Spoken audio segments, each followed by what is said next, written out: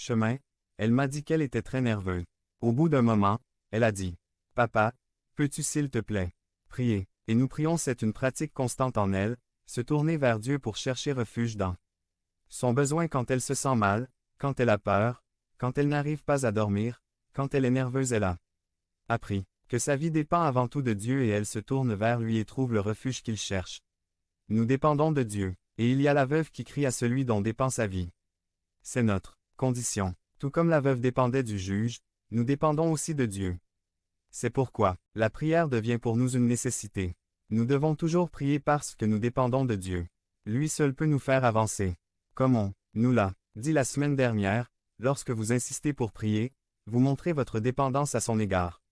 C'est pourquoi Jésus dit au verset 8b, « Cependant, quand le Fils de l'homme viendra, trouvera-t-il la foi sur la terre? » Autrement dit, lorsque vous persévérez dans la prière, vous montrez votre confiance et votre dépendance envers Dieu. Lorsque le Seigneur reviendra pour la deuxième fois, ce qui aura caractérisé ceux qui participent, par grâce, à son royaume, c'est qu'ils auront vécu une vie dépendante du Seigneur, comme en témoigne une constance dans la prière. Jésus nous enseigne que nous devons toujours prier car la prière nous aidera à persévérer dans notre dépendance jusqu'à son retour.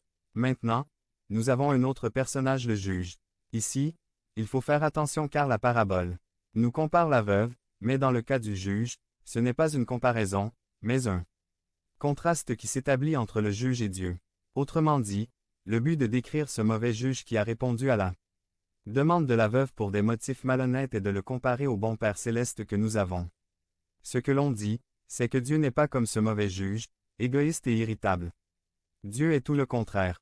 Il entend et répond sagement aux prières parce qu'il est bon, saint, juste et miséricordieux. Jésus dit au verset 7, « Dieu ne rendra-t-il pas justice à ses élus, qui crient vers lui jour et nuit? Lui faudra-t-il beaucoup de temps pour leur répondre? 8 Je vous dis qu'il leur rendra justice, et sans délai. » Si ce juge, étant ce qu'il était, a répondu à la demande de la veuve nécessiteuse, combien plus le Père, qui est bon, assistera-t-il aux prières de ses élus? C'est la grande incitation à la prière. C'est pourquoi nous ne devons pas nous évanouir ni nous décourager, c'est pourquoi nous devons continuer à prier et à prier. Dieu, notre Père, est un Dieu bon, qui écoute et qui, en son temps, nous laisse voir clairement sa réponse selon sa volonté sainte, bonne et parfaite. C'est pourquoi ce matin nous disons, continuez à prier parce que le bon Père vous écoute. Nous dépendons de Dieu et nous le montrons par la prière. C'est notre besoin de prier. Mais prier n'est pas un simple exercice spirituel ou un devoir religieux. Dans la prière, nous allons vers le Père qui est bon. Dans la prière, nous parlons avec celui dont nous dépendons et il nous écoute. Alors ne vous découragez pas, continuez à prier car le bon Père vous écoute. Illustre. Un jour, nous sommes allés rendre visite à une personne chez elle. Suite à l'adresse, nous sommes arrivés chez lui. Point. Quand nous sommes arrivés, il y avait des lumières allumées et nous pouvions entendre le bruit de la télévision. Alors nous avons frappé à la porte et avons attendu. Au bout d'un moment, nous avons insisté pour frapper à la porte et personne n'est sorti. Nous avons appelé le nom de la personne en la saluant et rien. Nous sommes restés ainsi pendant environ 20 minutes et, finalement, frustrés, nous sommes partis. Quelques jours plus tard, en commentant l'événement, cette personne m'a dit que personne n'était à la maison ce soir-là, qu'il avait l'habitude de laisser les lumières et la télévision allumées comme mesure anti-vol. Si nous avions su que personne ne pouvait nous ouvrir la porte, quel aurait été l'intérêt d'insister pour jouer, devenir membre de la chaîne et nous aider à propager la parole de Dieu à travers le monde. Point. Samedi 16 mars 2024. Si vous croyez en la puissance de Dieu, commentez 11. Frappez pour que la porte nous soit ouverte. Cela ne sert à rien de frapper à la porte pour la faire ouvrir dans une maison où il n'y a personne à qui répondre. Frères, ce n'est pas le cas de la prière.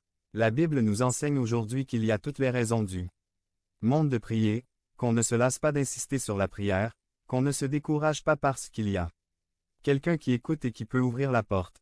Continuez à prier parce que le bon Père vous écoute. Si nous ne prions pas habituellement ou ne trouvons pas la motivation pour le faire, j'espère que cette vérité changera notre cœur. Prier est quelque chose de nécessaire pour nous parce que nous dépendons de Dieu et, ce faisant, nous savons que notre bon Père écoute et répond, selon sa bonne et sainte volonté, ce qui est le mieux. Pour nous, en tant qu'Église, nous vous fournissons une ressource pour animer votre vie de prière.